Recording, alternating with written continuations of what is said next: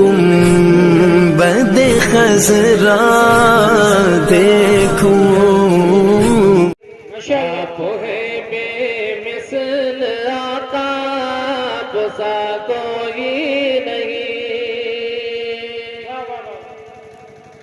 دیکھیے بڑے سنجیدہ ماحول میں پڑھتا ہوں. آپ سبحان اللہ کہو یا نہ کہو، ماشاءاللہ کہو یا نہ کہو، نعرہ لگاؤ یا نہ لگاؤ، اپنا کام ہے جو وہ کر کے جاتا ہوں. ماشاءاللہ ماشاءاللہ. آپ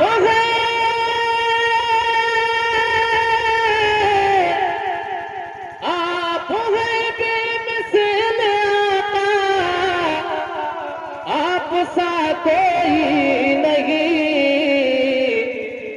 ارے آپ کے جیسا جہاں میں دوسرا کوئی نہیں. آپ کے جیسا جہاں میں دوسرا کوئی نہیں. آپریٹر تھوڑا یہ سے بڑھائیے گا، پیٹی نہ دے. اور یہ بھی شعر سماعت کر لیں، بڑا اچھا شعر ہے. بتاؤ کیسے ہو سکتا ہے کوئی ثانیہ خیر الورا، کیسے ہو سکتا ہے کوئی ثانیہ خیر الورا. ارے کیسے ہو سکتا ہے کوئی ثانیہ خیر الورا. ارے جب جہاں میں ثانیہ غوث الورا کوئی نہیں. نعرے تکبیر، نعرے رسالت، مسلک اعلیٰ حضرت فیضان غوث اعظم، فیضان اولیاء کرام. ماشاءاللہ ماشاءاللہ. جب جہاں میں ثانیہ غوث الورا کوئی نہیں. اور عقیدت کا شعر ہے. آپ گھبرائیے گا نہیں کہ 2-3-4 کلام پڑھ کے بات ختم کر دیں گے، ایسا کچھ نہیں ہے. مجھے تقریر کرنی ہے، سمجھ رہے ہیں آپ. عقیدت کا شعر ہے، سماعت کر لیں. جانشین ابو حنیفہ مظہر احمد رضا، جانشین ابو حنیفہ مظہر احمد رضا،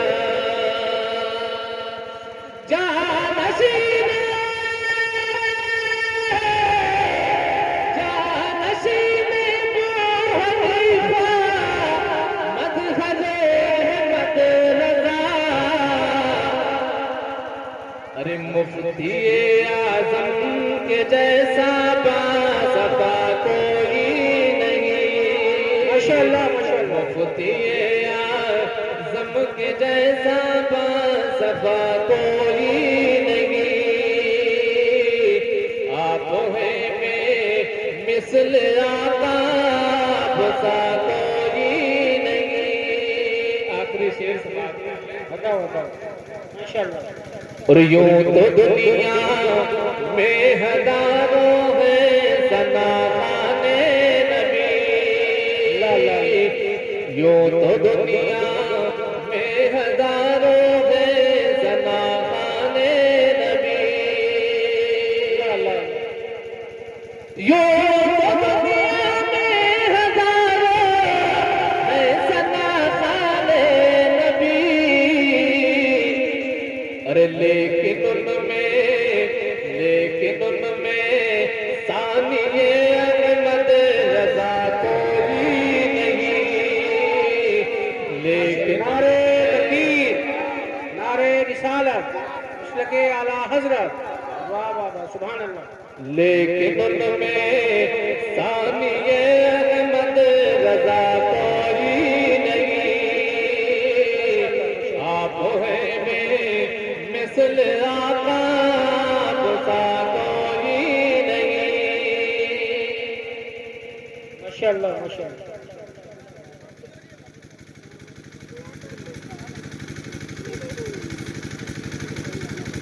قربی ناصر کی فرمائش ہوئی ہے، رات میں پڑھنا پڑا.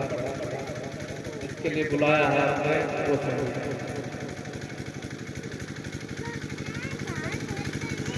اللہ فرماتا المال والبنون زینۃ الحیات الدنیا،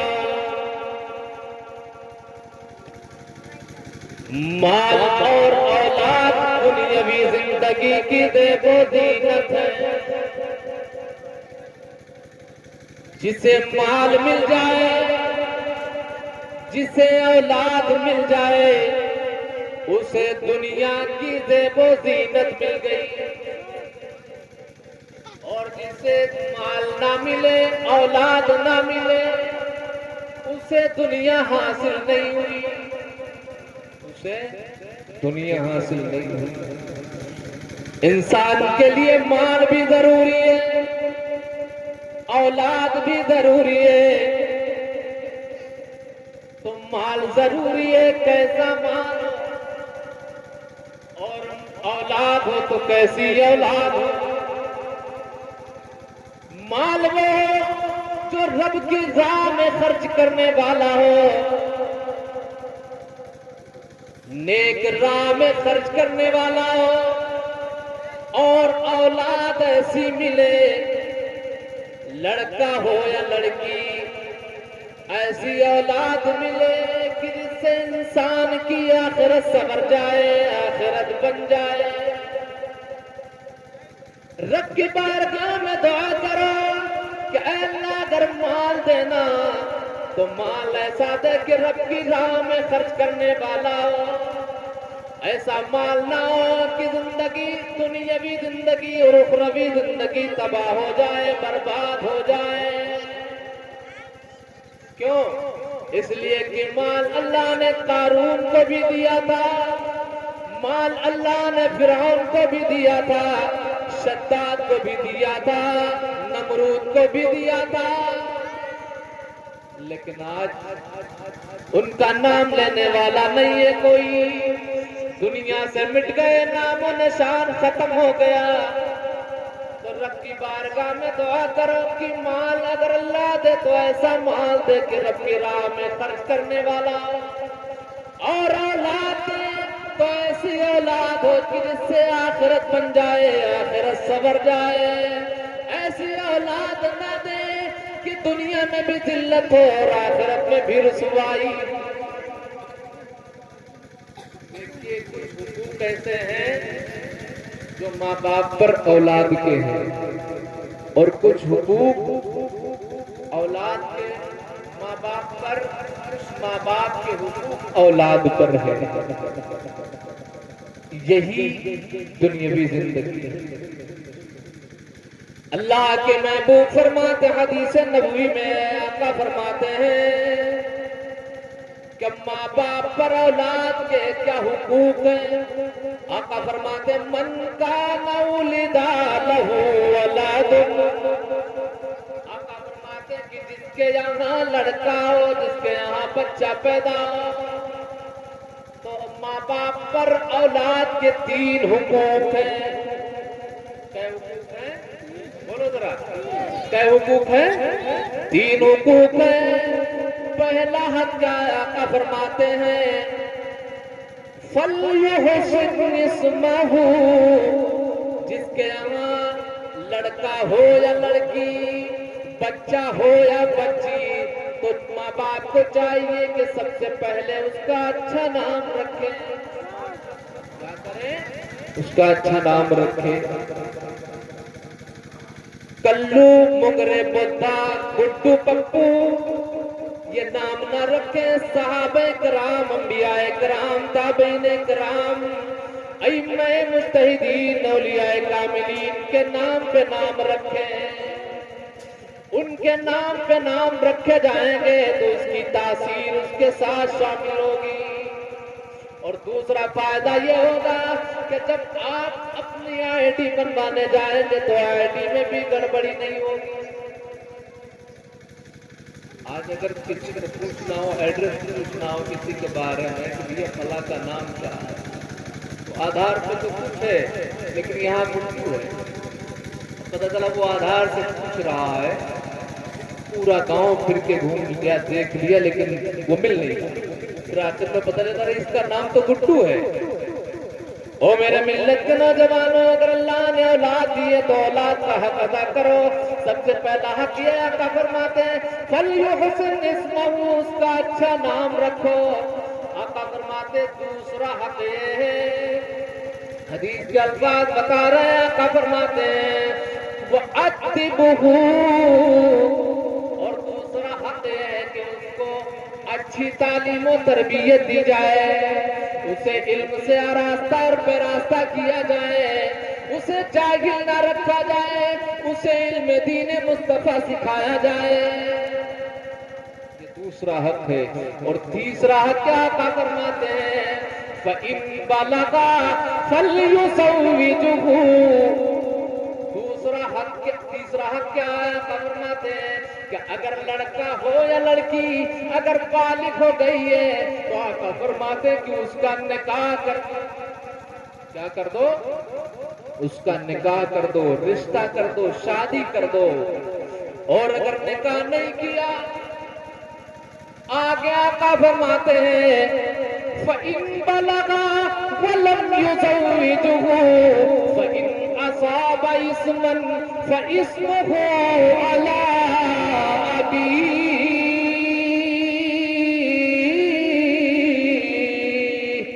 میرے آقا فرماتے ہیں کہ اگر اولاد بالغ ہو گئی ہے بیٹا ہو یا بیٹی اگر بالغ ہو گئی اور نکاح نہ کیا, شادی نہیں کی, بیاہ نہیں کیا, اس اسنا میں اس درمیان میں اگر بیٹی نے یا بیٹے نے کوئی گناہ کر دیا تو آقا فرماتے ہیں کہ اس گناہ کا وبال اس کے ماں باپ پر بھی جائے. اس کے ماں باپ پر بھی جائے. او لوگو اللہ نے تمہیں اولاد دیے تو اولاد کا حق ادا کرو. اور دوسری بات یہ ہے کہ لوگ بیٹے اور بیٹیوں میں فرق کرتے ہیں. وہ خوش نصیب انسان ہے کہ جن کے گھر میں بیٹیاں پیدا ہوتی ہیں. میرے آقا فرماتے حدیث نبوی سنو. میں اسٹیج چھوڑ مائک چھوڑ تقریر نہیں کرتا ہوں, اب تنیدہ ماحول میں سنیے.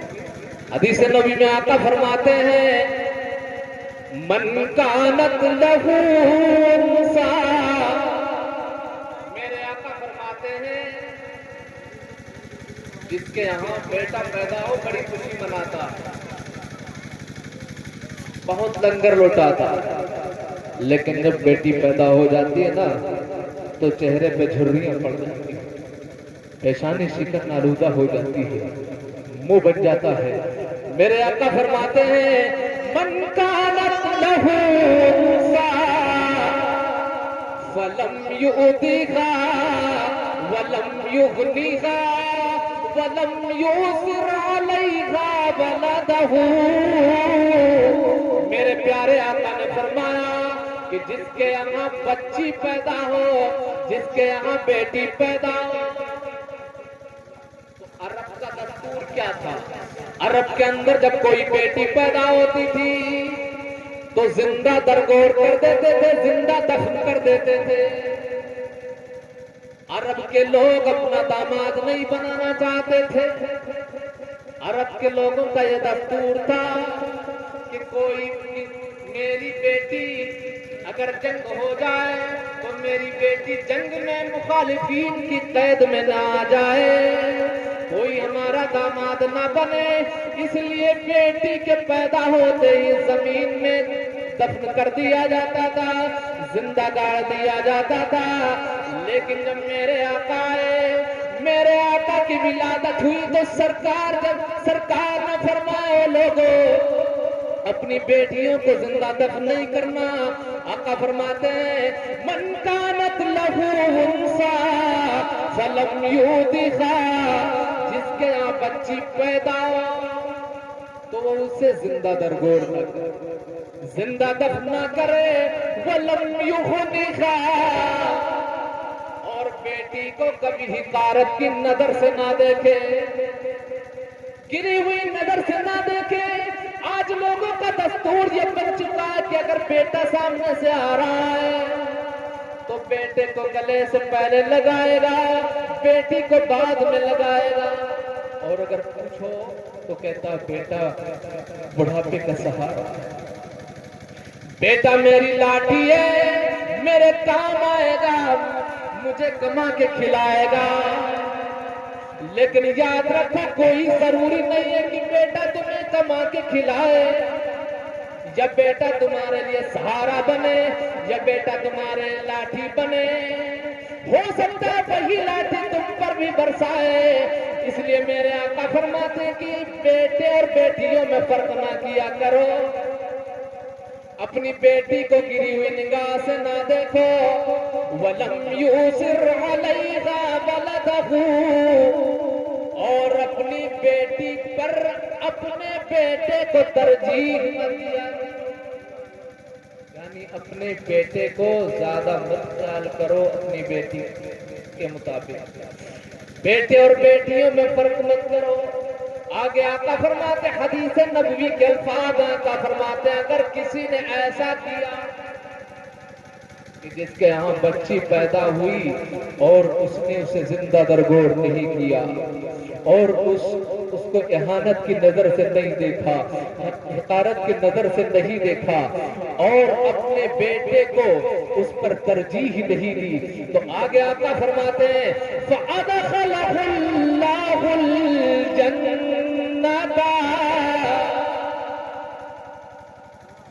آقا فرماتے ہیں کہ اللہ تبارک و تعالی اسے جنت میں داخل فرمائے۔ وہ خوش نصیب ہیں جن کے گھر میں بیٹیاں، ان کی قسمت کا ستارہ بہت ہی بلند ہے جن کے گھروں میں بیٹیاں پیدا ہوتی ہیں۔ لیکن آج ہمارا معاشرہ بدل چکا ہے، آج بیٹوں کو زیادہ ترجیح ملتی ہے، آج بیٹوں کو زیادہ خیال کیا جاتا ہے۔ اور میرے ملت کے نوجوانوں کوئی ضروری نہیں ہے کہ یہ بیٹا تمہارے لیے سہارا بنے، اگر اسے تم نے علم دین مصطفیٰ سے آراستہ اور پیراستہ کیا ہے تو ہو سکتا ہے کہ وہ علم دین مصطفیٰ پر چل کر کے تمہارے ساتھ اچھا سلوک کر، ورنہ بیٹے ایسے دیکھے ہیں کہ باپوں پر لاٹھیاں ڈنڈے برساتے ہیں۔ ماں باپ کے بھی کچھ حقوق ہوتے ہیں۔ میرے نوجوان تھوڑی دیر آپ چند لمحوں کے لیے سن لیں اور اس کے بعد میں اپنی گفتگو کو ختم کر رہا ہوں۔ میں سمجھ رہا ہوں میری تقریر اسی مطابق ہوتی ہے جس مطابق مجمع ہوتا ہے۔ میں سمجھ رہا ہوں کہ آپ کم ہیں، بہت کم ہیں۔ آقا کریم علیہ الصلوۃ والتسلیم کی حدیث ہے، آقا فرماتے ہیں، ایک صحابی رسول نے سرکار سے عرض کیا، یا رسول اللہ ما حق الوالدین علی ولدہما، صحابی رسول نے عرض کیا، یا رسول اللہ ماں باپ کے کیا حقوق ہیں ان کی اولاد پر؟ تو آقا فرماتے ہیں ہما جنتک و نارک، آقا فرماتے وہ تمہارے لیے جنت کا دریا ہے اور تمہارے لیے دوزخ کا بھی دریا ہے۔ اگر اپنے ماں باپ کے ساتھ حسن سلوک کیا، اچھا برتاؤ کیا ہے تو تمہارے لیے جنت ہے، اور اگر ماں باپ کے ساتھ اچھے سلوک نہیں کیے، انہیں گالیاں دیے، ان پر ظلم و ستم ڈھایا ہے، انہیں ہر طرح سے ستایا ہے، تو یاد رکھو تمہارے ماں باپ تمہارے لیے جنت نہیں ہے، تمہارے لیے جہنم کا دریا ہے۔ او نوجوانوں اپنے ماں باپ کے ساتھ اچھے سلوک کرو، ذرا یاد کرو نبی کی سیرت کو، نبی کے اخلاق کو، نبی کے اسوہ حسنہ کو، سرکار مصطفیٰ۔ آج نوجوان بھی بہت بگڑا ہے، باپ بگڑتا ہے تو اولاد بگڑتی ہے۔ اپنی اولادوں کو سنوارنے کی کوشش کرو۔ اور میرے ملت کے نوجوانوں کا آج جس طرح سے تم اپنے ماں باپ پر ظلم و ستم کر رہے ہو اور پھر اپنے نبی سے عشق و محبت کا دعویٰ کر رہے ہو، یہ دعویٰ تمہارا کہاں تک صحیح ہے؟ وہ میرے مصطفیٰ جن پر کتنا ظلم و ستم ڈھایا، تاریخ گواہ ہے کہ جب فتح مکہ ہوا، اس تاریخ میں بڑا اختلاف ہے کہ فتح مکہ कौन सी तारीख में हुआ?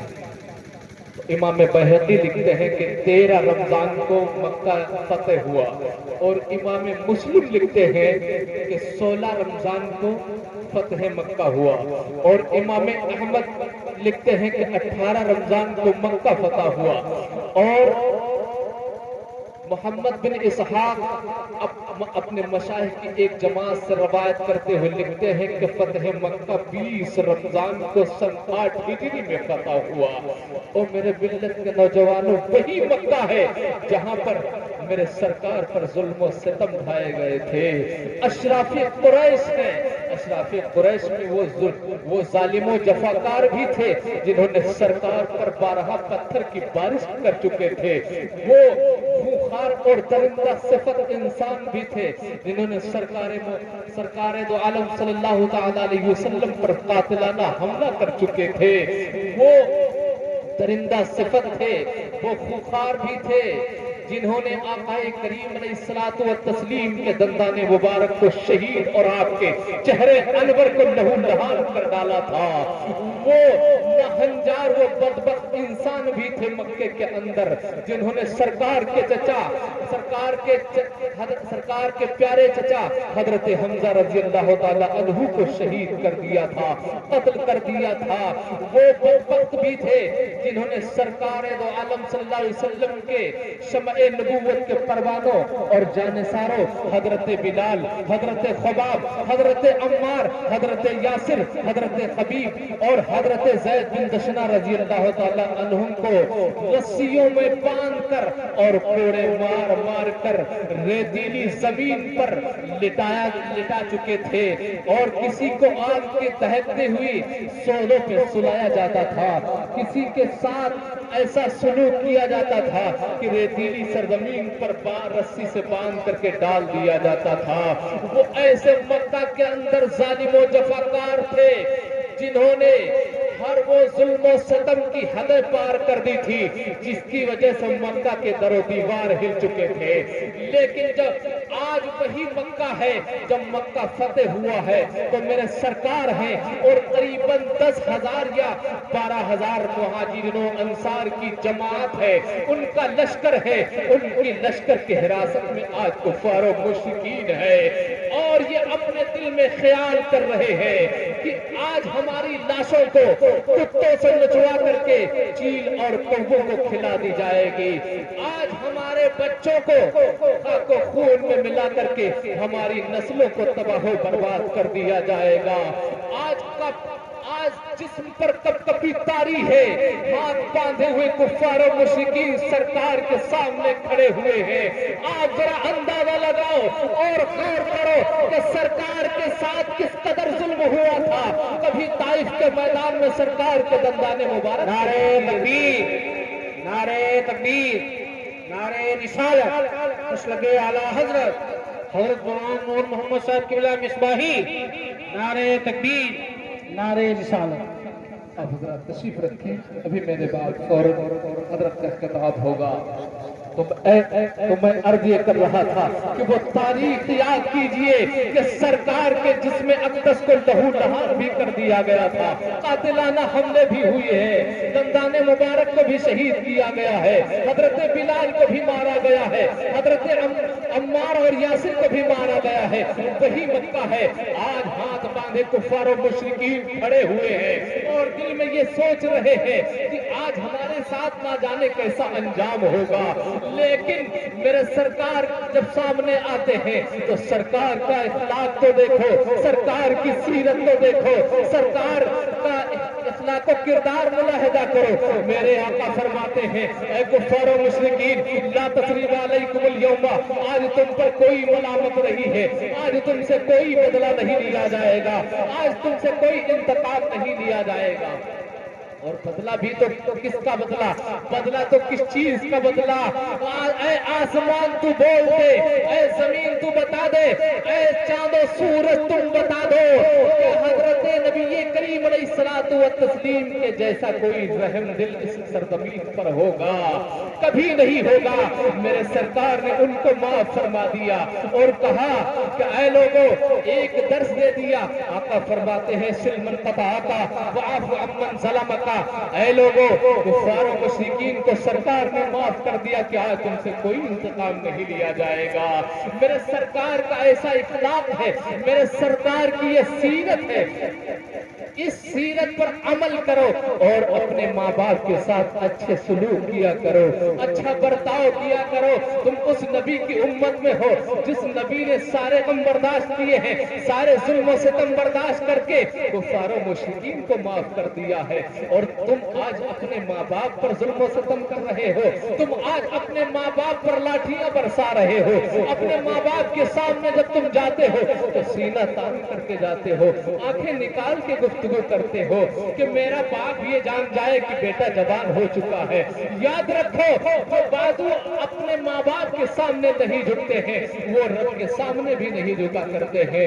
اس لیے ضروری ہے کہ اپنے ماں باپ کے سامنے جب جاؤ تو ایسے ادب سے جاؤ کہ اپنے دونوں بازوؤں کو جھکا کر کے جاؤ اور ایسے انداز میں گفتگو کرو۔ قرآن کریم کہتا ہے وَلَا تَقُلْ لَهُمَا أُفٍّ وَلَا تَنْهَرْهُمَا، اے لوگوں اپنے ماں باپ کو چھڑکا مت کیا کرو، اپنے ماں باپ کے سامنے اف تک نہ کہا کرو۔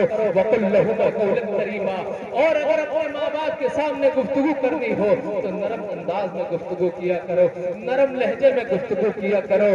اور اب آگے اللہ فرماتا ہے وَاخْفِضْ لَهُمَا جَنَاحَ الذُّلِّ مِنَ الرَّحْمَةِ، اور جب جایا کرو تو اپنے یہ بازوؤں کو جھکا کر کے اپنے ماں باپ کے سامنے جایا کرو۔ اگر آپ اپنے ماں باپ کے ساتھ ایسا سلوک کرو گے تو کل تمہاری آنے والی اولاد بھی تمہارے ساتھ اچھا سلوک کرے گی، کیونکہ احسان کا بدلہ احسان ہوتا ہے۔ اس لیے اپنے ماں باپ کے ساتھ احسان حسن سلوک کرو۔ حسن سلوک آقا فرماتے ہیں سلمن قطعاک وعفو عمن ظلمک، میرے آقا فرماتے ہیں کہ جو تم سے رشتہ توڑ لے، جو تم سے قطع تعلق کر لے، تم اس سے میل اور ملاپ کیا کرو، اور جو تم پر ظلم سے تم ڈھایا کرے تم اسے معاف کر دیا کرو۔ معاف کرنے والوں کا مرتبہ بڑا ہے۔ اللہ فرماتا ہے والعافین عن الناس، اللہ معاف کرنے والوں کو محبوب رکھتا ہے۔ او میرے ملت کے نوجوانوں، یہی چند باتیں تھیں، انشاءاللہ پھر کبھی وقت ملا تو آپ حضرات کے سامنے گفتگو ہوگی۔ قربی نواز شریف کی فرمائش ہوئی ہے، دو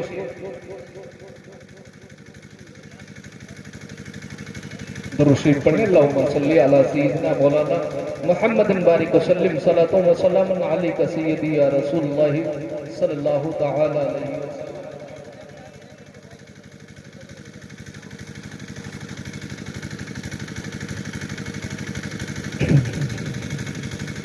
بگیا ماں کوئل بولے گائے ملخار ہو،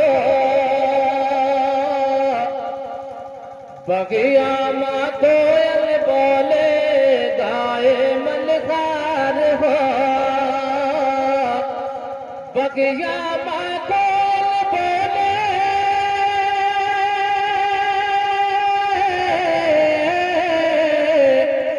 بگیا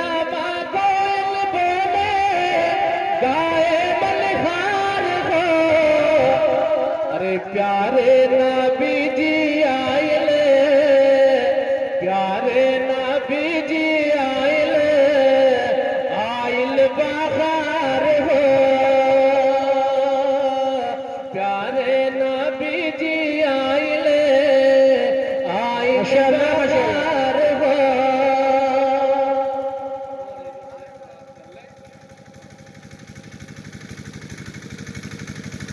نوری مہینہ راغل دن وا سموار ہو،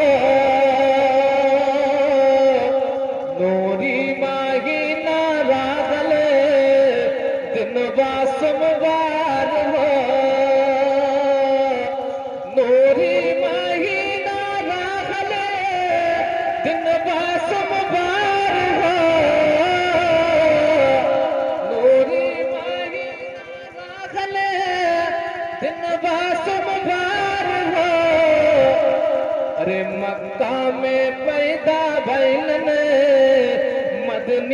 سرکار ہو نعرے تکبیر، نعرے رسالت، مسلک اعلی حضرت، سرکار کی آمد، دلدار کی آمد. ماشاءاللہ. بڑا پیارا شعر ہے دائی حلیمہ کے تعلق سے، جنہوں نے سرکار کو 2 سال تک دودھ پلایا تھا. بات کر لیں. گودیا میں لے کے بولنے دائی حلیمہ،